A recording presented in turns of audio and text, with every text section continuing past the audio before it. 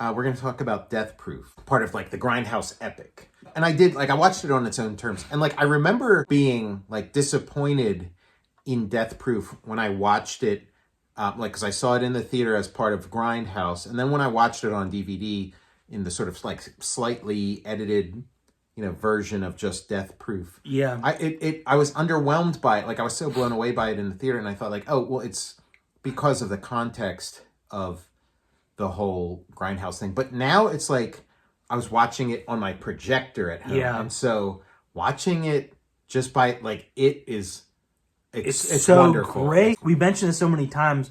Like you said, the Grindhouse experience in the theater was one of the best times I've ever had at the Yeah. I wonder if there were plans, like if it was, because I know it was a huge bomb. It's one of our favorite movies, but it was a huge bomb. So I wonder if like they split them up for the DVD release. I always assumed they did that as a result of it being a bomb, just being like, okay, we'll just, the world doesn't want them together, so we'll make them separate. But I wonder if maybe that was always the plan, that like, okay, we're going to release this theatrical experience, and then when we bring it to DVD, we'll separate them out, and then maybe offer like a deluxe version of both together, which they also did. I feel like you're right. I feel like that was the plan, to have them separate. Yeah. I'm pretty sure. This is only my second time watching Death Proof by itself. Like every other time that I've watched Death Proof, it was either in the theater or my Grindhouse DVD. And so it was interesting watching it on its own, because when Death Proof starts in Grindhouse, you're still like recovering from all the crazy stuff you've seen up to that point. And then it's like late in the night.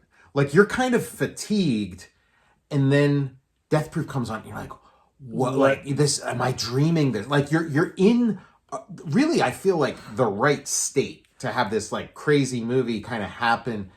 And so it was interesting watching it as like, hey, I'm refreshed. Like I'm not the least bit tired. I'm not the least bit frazzled from having seen a bunch of crazy stuff already. Like I'm, just going in fresh like a regular movie. Yeah. We're still seeing the after effects of Death Proof as well.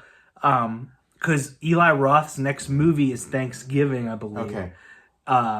From the trailer, basically. Now, when I watched Death Proof on Tubi, has none of the trailers.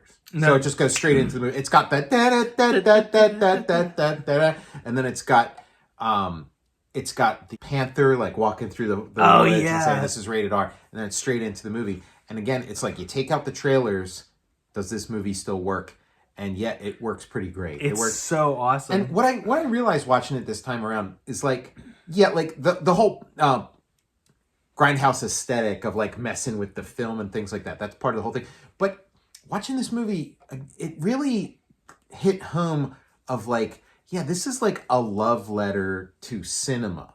Like it's like getting way, way like, knee deep into like what happens to like emulsion on film, and what happens when, the tape that holds splices together starts to come loose apart. And what different film stocks look like, and what, black and white versus color. Like it really is like in some ways it's, and again, we did our ranking of the Tarantinos, and which is kind of what made it kind of make sense to start like taking them one at a time. This movie can be viewed as sort of like a throwaway, like sort of an exercise in like car chases, action, and things like that. But in some ways, it is also like Tarantino's ultimate film, just in the way that it is like you're playing with like every aspect of making a movie. Like I always felt like he would be like a slasher movie would be like he loves slashers and knows a lot about them, and that would be a perfect like vehicle for him. Mm-hmm. And he kind of like got that out of his system with like the stuntman Mike kind of as his slasher. Like he was gonna do Scream, and he was like, was he gonna do the original Scream? Attached or involved? Yeah, and he because said Scream feels like, like we've seen Pulp Fiction, and now we're gonna do like a Tarantino-esque horror movie that's like a deconstruction of the genre, and has a lot of like fast talking and humor and jokes and like awareness of like, the genre. Of the genre, yeah. Yeah, Stuntman Mike's his slasher in this with the car, but I still want to see a pure slasher from him. It is funny because like I hate slasher movies. It's just like a childhood aversion to them that is like still with me. And I've watched some slashers, and I watched Halloween, like for the first time at as an adult, as a mature human being. But again, it's still like it's hard, it's and visceral. it's exciting. It's visceral. It's exciting, but it is like like I've just had this lifelong aversion to the genre, and like I don't have any like. I don't feel any of that when I watch Death Proof. Like Death Proof, I get how it's part of the slasher genre, but the fact that he's not walking around with a knife or an using axe, a car, that he's using a car, kind of turns it into something else that makes it like much more like it just feels like, oh, this is just like an action movie. This is just like cars crashing it. Like this is so just clever. This is like the Dukes of Hazzard or something. Which, speaking of the Dukes of Hazzard, so it's like you could see how Stuntman Mike could have been written for Burt Reynolds. Yeah. But again, like for a million reasons, Kurt Russell is just kind of like, he was physically in a different place than Burt Reynolds was when this was made. Makes sense. Kurt Russell makes sense. But another bit of casting I was thinking of is like another guy who's been in a Tarantino movie. What if Tom Wopat played Stuntman Mike? If one of the Duke boys. Like how great that would have been. Like having one of the Dukes of Hazzard. That's so great. Or like especially because like in the movie they're yelling at him and saying like you fucking hillbilly. They're calling him like a hillbilly or a redneck or something. Yeah. So like if it was like Tom Wopat or John Schneider, that would be amazing if Rob was in it. Like I could say, and again, like I know Dukes of Hazzard, like that would have been very delicious. And I'm sure the thought passed through Tarantino's mind. I mean, his episode of CSI that he directed, they were playing the Dukes of Hazzard board game. So it's like because again, it kind of fits, and like I know like Burt Reynolds is like what Dukes of Hazzard was like an approximation of, but Dukes of Hazzard is like the reference that I'm familiar with. That was like a very popular show when I was little, and Oh my god! Like I know Tarantino has wanted to work with Burt Reynolds for so long, and it was a near miss with Once Upon a Time. That would have been great, cool. Yeah, because I don't know that Burt Reynolds, like if you could get in a time machine, maybe you could have gotten Burt Reynolds to play Stuntman Mike. But I don't think not in 06. I mean, it would like when Rose McGowan is like, that guy's my dad's age, like they'd have to change it. That guy's my grandpa's age.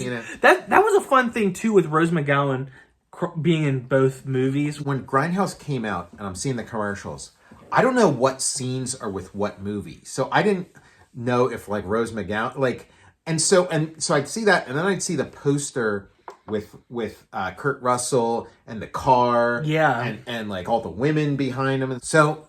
What I thought, and Rose McGowan with her leg that's like a machine gun, I thought that Death Proof, it was going to be kind of like a Charlie's Angels, and they have this cool car, and like Kurt Russell is like Charlie or like Bosley, that he's like their boss or whatever, and they're his like strike team. He's Bill, and that he like trains Rose McGowan and teaches her how to like be an expert with that gun on her leg. So cool. It's like, because I didn't know, and then you see the movie and you're like, oh wait, okay, this is with this movie, this is with that movie. But that was in my, and so then I was surprised, like it was truly a shock when when Stuntman Mike starts killing everybody, because I was envisioning him as being this sort of like mentor or like father figure, You got me too, like he was so you just like him so much when he's like Kurt Russell brought a likability to this like extremely like unlikable character, like what would be on paper like a very unlikable character.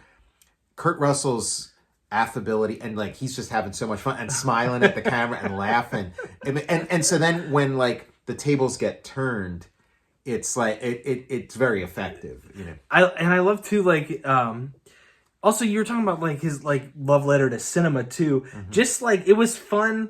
You're trying to piece together, like they're filming. There's the movie crew is like on location shooting this movie, and it's their like you can pick up their Hollywoodisms. They're trying to buy that mat. Like, they're trying to buy Allure. Oh no, not they do buy Allure, but then it was Italian Vogue. Yeah, and then like even like because again, like a lot of their chit chat in previous viewings to me was just music. like the chit chat is music, and I'm waiting to like see like see the action, see the this and the that, and like this time around, she's talking about like making out with The Rock, and I'm like, wait a sec, like I don't remember that part, I don't remember it. And it's like, what? And it's like, what? Like, is The Rock gonna sue them? And then, like, at a certain point in the movie, they're like, oh, well, we just call him The Rock because he looks like The Rock, but he's actually not the Rock. And I get like, but for a moment, I'm watching it and thinking like they're really talking about Dwayne Johnson. Because again, like, I mean, Dwayne Johnson was like, a big deal when that movie came out. The Rock was a big deal, but like he's become like enshrined since then. So it didn't like register with me the way it registered this time around watching it. Or the Zoe Bell gets a big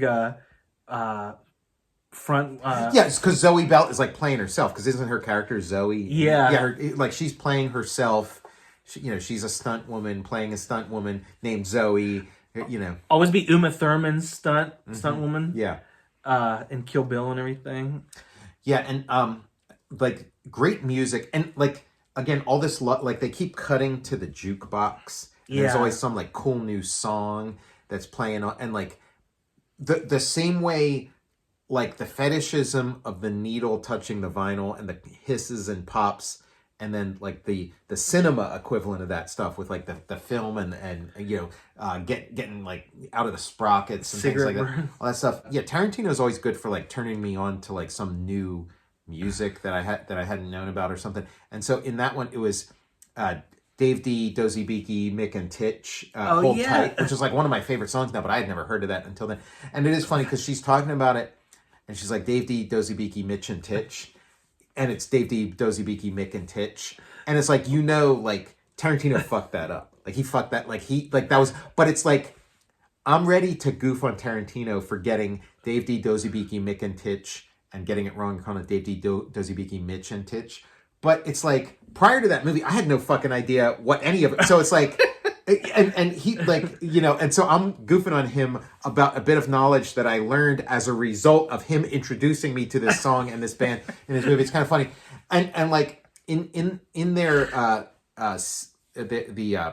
their podcast, he was saying kind of like an equivalent to that. He was saying that like, his superpower was always having this like pop culture brain where he could pull out some obscure quote from or some obscure TV show from whatever and tell you all about it. And he said, now everybody's got a smartphone, and so he can pull out all this stuff, and then they can pull up that information and then correct him about the little bits and pieces, like just from this, like he's earned this knowledge, and they have this little thing, and I was thinking like, oh, that's exactly like that. Like that's me having that too. Of like, yeah, he's the guy who introduces me to Davey Dozy Beak and Mick and Titch, but because he got one tiny little sound wrong, I'm like goofing on him. He's accumulated all that. Right, a lifetime of curating this stuff, and then and it's all useless. In the second half of the movie, like when we talk about Spielberg directing action, Tarantino can do car action, and you don't see that very often in his movies. And this movie tends to be viewed as a technical exercise, but it's like he like went out of his way to do, the greatest car chase ever, and what a thing, awesome. And I can't think of a better one. And like he references all these car chases and all this, and you hear about Bullet and this and that, but like if this movie was just an excuse for him to make the greatest car chase ever, it's like mission accomplished. And like, he needs to do more action. I want to see him do a more. And he doesn't think of himself as an action director, and he's very self-conscious. And a lot of people take like pot shots. It's like, the action in Kill Bill is no good or this or that. But I think he is a great action director, and I love the action in Kill Bill. Yeah, he needs to. I want to see but yeah, the car action is great. Yeah, it's like in Tarantino, keep him coming. Yeah, for sure. And of course, since he said that he's got his loophole for his 10 movies, where it's like if he does a TV show or something, that doesn't count. So it's like, I'd love to see more. He's got to do a couple series. I know he said he wants to do an actual play, more novels. But I want to, in his television show. Maybe he'll do some more car play, stunt work. Yeah, I like, and I like the use of like the Hitchcock Psycho kind of fake out thing, where it's like Yeah. it seems like a movie's going one way, and then goes somewhere else, and then you have like a hard reset, like halfway through, a little more than halfway through it, you have this hard reset, and like he uses it so well, and the way the two sets of characters kind of compare and contrast, Yeah. and you can see how like Stuntman Mike ends up, he thinks he's in the same situation, but he's actually in a very different situation the second time around. That is true about Psycho, like too. Talking about gruesome special effects in that. Yeah, It's very ghastly. Yeah, there's a leg that goes flying that looks very convincing. Yes, I think about that. Yeah. And it's in slow-mo. And like slow-mo gives you an opportunity to see the seams or whatever. And it's like, oh God. There's the car wheel like running over someone's head. Like erasing somebody's face. Yeah.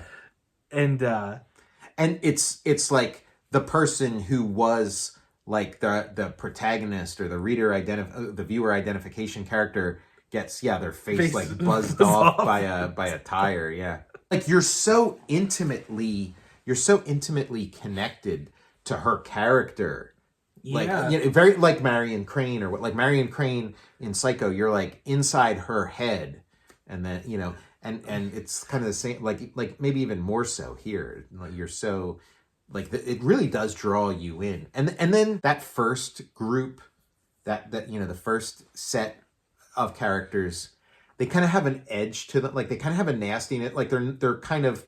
But then the second set are so much more likable. Like there's so much, they are more like a bunch of heroes or what. Like Zoe Bell, that stunt where she's on the hood. Yeah, looks so very amazing. Real. It is like anything you see in a Mission Impossible or whatever. Like it's like it looks like you're really watching what you're really watching, and you probably are. Like some of those shots, I was looking for like a like strap or something. Yeah. And I think that Death Proof car, I know he was trying to go for like an iconic look. The design on that hood and everything, I think that's in the pantheon of it's up there with Kit. Kit, that would be another one if Stuntman Mike was played by the Hoff. I mean, he wouldn't have made it out of that bar. Yeah, right. Eating his nachos off the floor. Kurt Russell is perfect and has everything. It's just there's just fun sort of stunt casting. Like you want to see, a Duke boy. You want to see like Tom Wopat, or you want to see Michael Knight. Nachos off the floor. Yeah, he leaves with a bar attached to him. It's kind of like Kurt Russell keeps taking the roles that like we want the Hoff to get. Yes, because he was also like. Kurt Russell also kind of plays the Hoff role in Guardians of the Galaxy 2, the role that should have gone to the Hoff. He's laying in the bar on the ground, and it's not just Warren's like, excuse me, he puts a plate down on the floor of the ground. Like, they survived this harrowing experience, and, like, it could be the end, but then they're like, let's go kill this guy. I love it. Great. And, again, like I didn't see that coming, and it was so and so exhilarating, and... When Rosario Dawson is like, I think she's like, hell yeah, or she's like, let's get him or whatever, then the theme song comes back right in that, the boom, boom, boom, boom, boom, boom, which is another, the Jack Nietzsche song at the opening. That's another great one. So boom, good. Boom, boom, boom, boom, boom, boom. You got Mary Elizabeth Winstead there. Mm-hmm. Zoe Bell, like the whole crew. So good. I it's one of my favorites. Mm-hmm. It's a classic. Yeah, I mean, just the whole, like, when I was working on Transformers versus G.I. Joe, like, Grindhouse was, like, in the back of my... Grindhouse and the Machete movie were, like in my... Like, I think Machete just came out, like, right before I did Transformers versus G.I. Joe, but that stuff was in my head, and you can kind of see some... So, like, there's the... that helicopter decapitating people in Planet Terror, like that, and then there's, like, that scene... when they're just they have Kurt Russell in a circle and they're just like punching him from one to the other. Like I did that in Transformers versus G.I. Joe with Cobra Commander. Except in it, Cobra Commander, it was in the movie adaptation. It was it wasn't in like the body of the regular series, but it was in the movie adaptation one. And Cobra Commander like sort of parachutes down, and then his parachute gets stuck in a tree. So he's kind of like dangling from his. So he's kind of like a human pinata. He's like a human pinata, and they're just like punching him around. I love it. And they crack his helmet and stuff. And I like how the end too. They like it kind of just ends, and they do that like freeze. Yeah, the abrupt ending is so great. awesome. Yeah, and then she does the Chun-Li kick like into his face. Yeah, I love the abrupt end. Like, man, that was satisfying. He knows what he's doing. He knows what the fuck he's doing. And also, like, this is like since I've read his book and listened to his podcast, it's like the term he invented, the revenge-o-matic. And so, like, now that I know that term, and it's not, but like, it came as a complete surprise in that movie when it turns into a revenge-o-matic. But now I get it. It's like, oh yeah, this is what he does. He does the revenge-o-matic. Like, you can expect somebody to, go on a rampage at the end of, There's some canon movies we'll have to check out. When he talks about Rick Dalton's movie, The Fireman, for canon, it sounds like these movies, The Exterminator. Okay, it's a revenge-o-matic where the guy like gets like a flamethrower. Okay, so I think he's pulling from The Exterminator. Very nice. Yeah, I was curious about like, because some of these Rick Dalton movies that he talks about are like real movies. Yeah, that he sort of inserted Rick Dalton in, and then so that's interesting. Another revenge-o-matic. Yeah, we'll have to check that out. Yeah, I haven't delved deeply enough into the revenge-o-matic genre, but it is very satisfying. The revenge elements in Once Upon a Time in Hollywood, the revenge elements in Inglourious Bastards, in Django, and then in Death, like they're so satisfying. We have to watch Rolling Thunder if you haven't seen that one. We'll put that one on the list. Yeah, so good. Yeah, put a list together of this stuff. I want to see Vanishing Point because they keep talking about Vanishing Point. Holy shit, we're gonna. I rented that one. I watched that one. Oh my god, I got it during quarantine. Mm-hmm.